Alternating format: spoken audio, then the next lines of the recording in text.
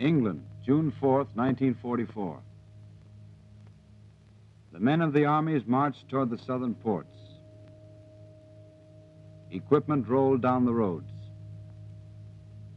Men and machines took their places in the waiting ships.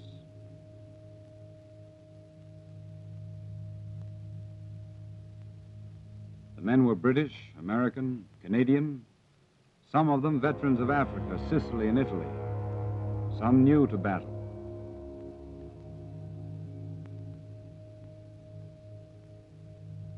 They lay in the harbors of the South Coast a day longer than planned.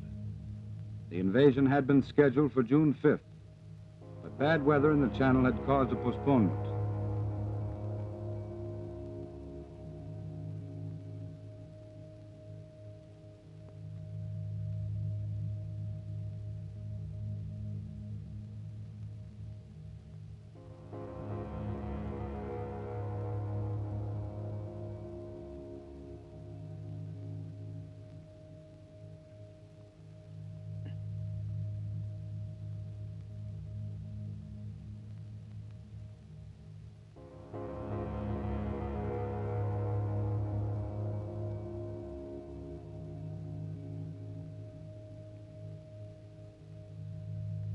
From the air, the German coastal defenses were hit by every type of Allied aircraft. As a climax to the terrible punishment to the German power dealt by our air forces in the months leading up to D-Day, pillboxes, minefields, coastal guns, bridges, ammunition dumps, radar stations, tank depots, road convoys, railroad trains going to and coming from Normandy were pounded without pause.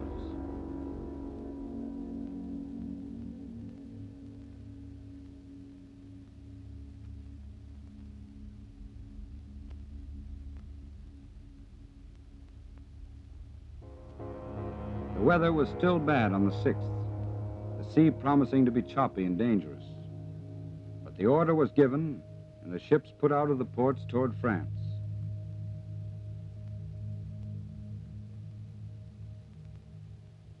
On board, the men were quiet, tense, grimly elated. The long years of training and waiting were behind them. Just over the horizon was the beginning of the final battle against the German. They could look around them and see the overwhelming strength that had poured from the Allied docks, factories, and arsenals.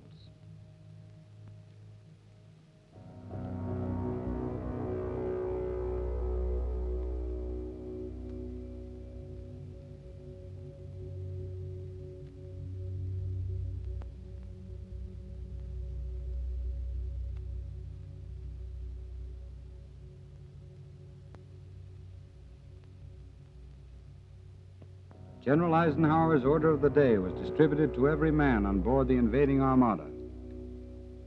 Soldiers, sailors, and airmen of the Allied Expeditionary Force, you are about to embark upon the great crusade toward which we have striven these many months. In company with our brave allies and brothers in arms on other fronts, you will bring about the destruction of the German war machine, the elimination of Nazi tyranny over the oppressed peoples of Europe, and security for ourselves in a free world. Your task will not be an easy one. Your enemy is well trained, well equipped, and battle hardened. He will fight savagely.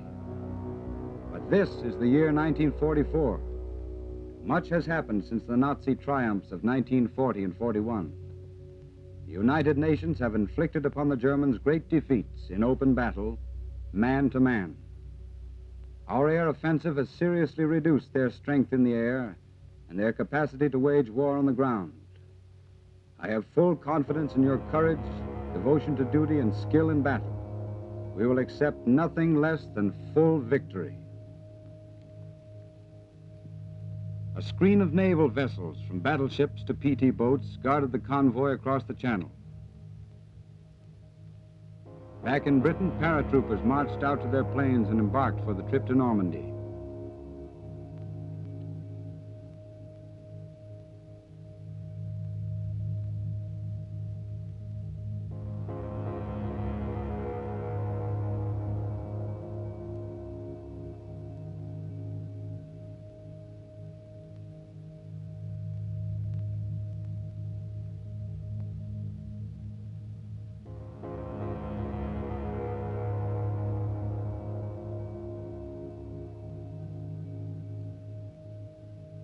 planes took off while the invading convoys were still far from the French coast.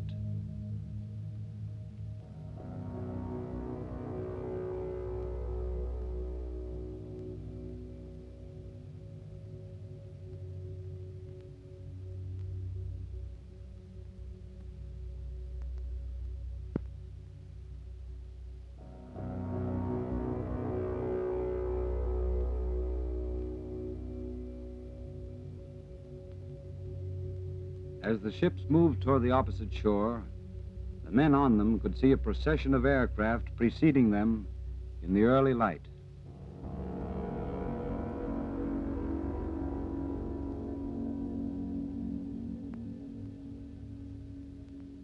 Offshore, the combined fleet swung into battle stations and marched up and down the coast, softening the surviving German installations with a murderous barrage. Our losses were not as heavy as expected.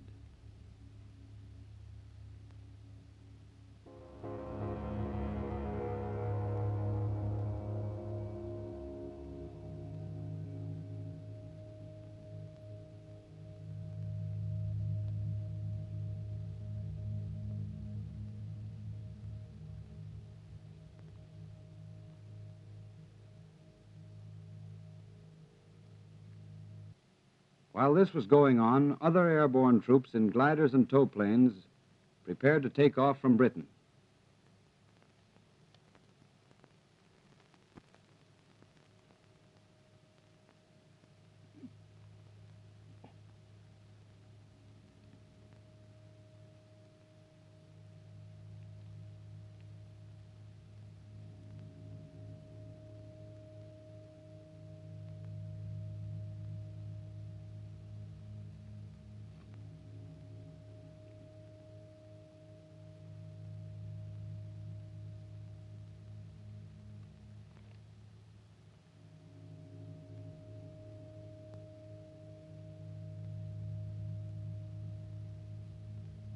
One by one, the tow planes lifted the heavily laden gliders into the sky.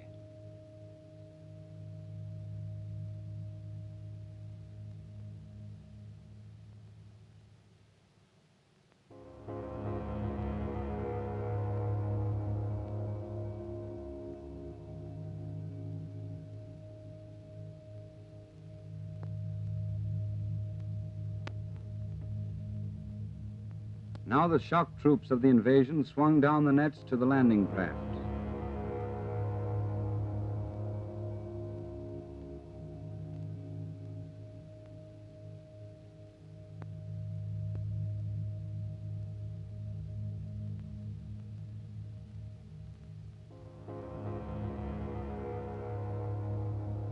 Bombers continued their assault on the beach.